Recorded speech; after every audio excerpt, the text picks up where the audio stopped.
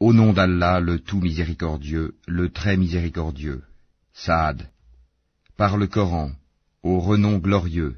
Dhikr. Ceux qui ont mécru sont plutôt dans l'orgueil et le schisme.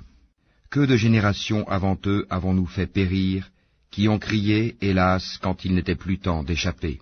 Et les Mécois s'étonnèrent qu'un avertisseur parmi eux leur soit venu, et les infidèles disent, c'est un magicien et un grand menteur. Réduira-t-il les divinités à un seul Dieu? Voilà une chose vraiment étonnante. Et leurs notables partirent en disant, allez-vous-en, et restez constants à vos dieux, c'est là vraiment une chose souhaitable. Nous n'avons pas entendu cela dans la dernière religion, le christianisme. Ce n'est en vérité que pure invention. Quoi? C'est sur lui, parmi nous, qu'on aurait fait descendre le rappel, le Coran? Plutôt ils sont dans le doute au sujet de mon message, ou plutôt ils n'ont pas encore goûté à mon châtiment. Ou bien détiennent-ils les trésors de la miséricorde de ton Seigneur, le puissant, le dispensateur par excellence? Ou bien ont-ils le royaume des cieux et de la terre, et de ce qui existe entre eux? Eh bien, qu'ils y montent par n'importe quel moyen. Une armée de coalisés qui ici même sera mise en déroute. Avant eux, le peuple de Noé, les Hades, et Pharaon, l'homme aux pales, ou aux pyramides.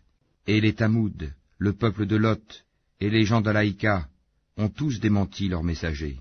Voilà les coalisés. Il n'en est aucun qui n'ait traité les messagers de menteurs. Eh bien, ma punition s'est avérée contre eux, ceux-ci n'attendant qu'un seul cri, sans répétition. Et ils disent, Seigneur, hâte-nous notre part avant le jour des comptes.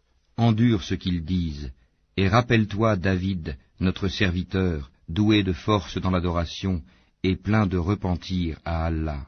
Nous soumîmes les montagnes à glorifier Allah, soir et matin en sa compagnie, de même que les oiseaux assemblés en masse, tous ne faisant qu'obéir à lui, Allah. Et nous renforçâmes son royaume, et lui donnâmes la sagesse et la faculté de bien juger. Et était-elle parvenue la nouvelle des disputeurs quand ils grimpèrent au mur du sanctuaire?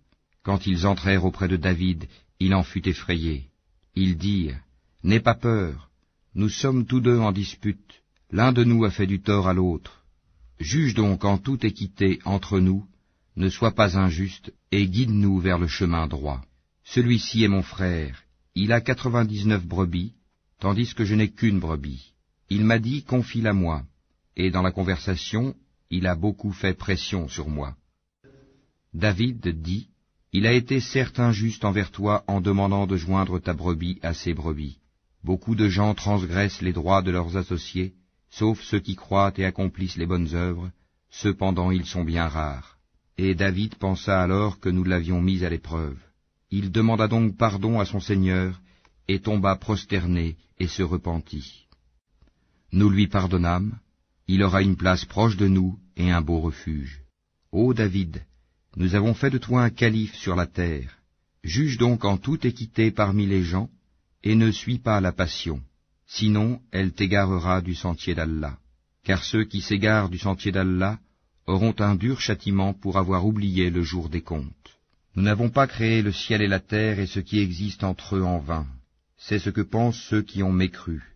Malheur à ceux qui ont mécru pour le feu qui les attend. Traiterons-nous ceux qui croient et accomplissent les bonnes œuvres comme ceux qui commettent du désordre sur terre? Ou traiterons-nous les pieux comme les pervers? Voici un livre béni que nous avons fait descendre vers toi, afin qu'il médite sur les versets et que les doués d'intelligence réfléchissent. Et à David, nous fîmes don de Salomon, quel bon serviteur. Il était plein de repentir. Quand un après-midi on lui présenta de magnifiques chevaux de course, il dit, « Oui, je me suis complu à aimer les biens de ce monde au point d'oublier le rappel de mon Seigneur, jusqu'à ce que le soleil se soit caché derrière son voile. Ramenez-les-moi. » Alors il se mit à leur couper les pattes et les coups. Et nous avions certes éprouvé Salomon, en plaçant sur son siège un corps. Ensuite il se repentit. Il dit, « Seigneur, pardonne-moi, et fais-moi don d'un royaume tel que nul après moi n'aura de pareil, c'est toi le grand dispensateur. » Nous lui assujettîmes alors le vent, qui, par son ordre, soufflait modérément partout où il voulait, de même que les diables, bâtisseurs et plongeurs de toutes sortes, et d'autres encore, accouplés dans des chaînes. Voilà notre don, distribue-le ou retiens-le sans avoir à en rendre compte. Et il a une place rapprochée de nous et un beau refuge. Et rappelle-toi Job, notre serviteur, lorsqu'il appela son Seigneur, le diable m'a infligé détresse et souffrance. Frappe la terre de ton pied, voici une eau fraîche pour te laver, et voici de quoi boire. Et nous lui rendîmes sa famille, et la fîmes 2 fois plus nombreuse, comme une miséricorde de notre part, et comme un rappel pour les gens doués d'intelligence. Et prends dans ta main un faisceau de brindilles, puis frappe avec cela, et ne viole pas ton serment. Oui, nous l'avons trouvé vraiment endurant, quel bon serviteur, sans cesse il se repentait. Et rappelle-toi Abraham, Isaac et Jacob, nos serviteurs puissants et clairvoyants. Nous avons fait d'eux l'objet d'une distinction particulière, le rappel de l'au-delà. Ils sont auprès de nous, certes, parmi les meilleurs élus. Et rappelle-toi Ismaël et Élisée, et Dal-Kifl, chacun d'eux parmi les meilleurs. Cela est un rappel. C'est aux pieux qu'appartient en vérité la meilleure retraite, les jardins d'Éden aux portes ouvertes pour eux, où, accoudés, ils demanderont des fruits abondants et des boissons. Et auprès d'eux seront les belles au regard chaste, toutes du même âge. Voilà ce qui vous est promis pour le jour des comptes. Ce sera notre attribution inépuisable. Voilà, alors que les rebelles auront certes la pire retraite, l'enfer où ils brûleront, et quel affreux lit, voilà qu'ils y goûtent, eau bouillante et eau purulente, et d'autres punitions du même genre. Voici un groupe qui entre précipitamment en même temps que vous, nul bienvenu à eux, ils vont brûler dans le feu.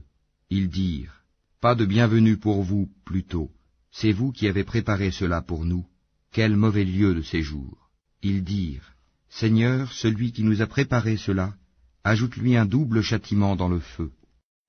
Ils dirent, pourquoi ne voyons-nous pas des gens que nous comptions parmi les malfaiteurs? Est-ce que nous les avons raillés, à tort, ou échappent-ils à nos regards?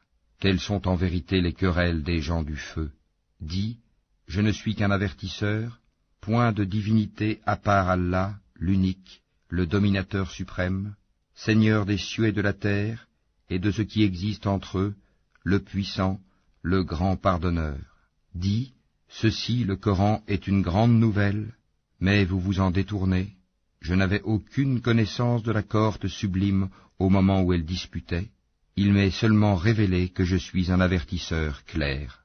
Quand ton Seigneur dit aux anges, « Je vais créer d'argile un être humain », quand je l'aurai bien formé et lui aurai insufflé de mon esprit, jetez-vous devant lui prosternés. Alors tous les anges se prosternèrent, à l'exception d'Iblis, qui s'enfla d'orgueil et fut du nombre des infidèles. Allah lui dit, « Ô Iblis, qui t'a empêché de te prosterner devant ce que j'ai créé de mes mains? T'enfles-tu d'orgueil ou te considères-tu parmi les hauts placés? Je suis meilleur que lui, dit Iblis. Tu m'as créé de feu et tu l'as créé d'argile.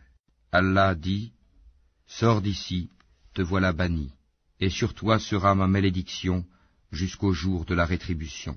Seigneur, dit Iblis, donne-moi donc un délai jusqu'au jour où ils seront ressuscités. Allah dit, tu es de ceux à qui un délai est accordé, jusqu'au jour de l'instant bien connu. Par ta puissance, dit Satan, je les séduirai assurément tous, sauf tes serviteurs élus parmi eux. Allah dit, en vérité, et c'est la vérité que je dis, j'emplirai certainement l'enfer de toi et de tous ceux d'entre eux qui te suivront. Dis, pour cela je ne vous demande aucun salaire, et je ne suis pas un imposteur. Ceci, le Coran, n'est qu'un rappel à l'univers, et certainement vous en aurez des nouvelles bientôt.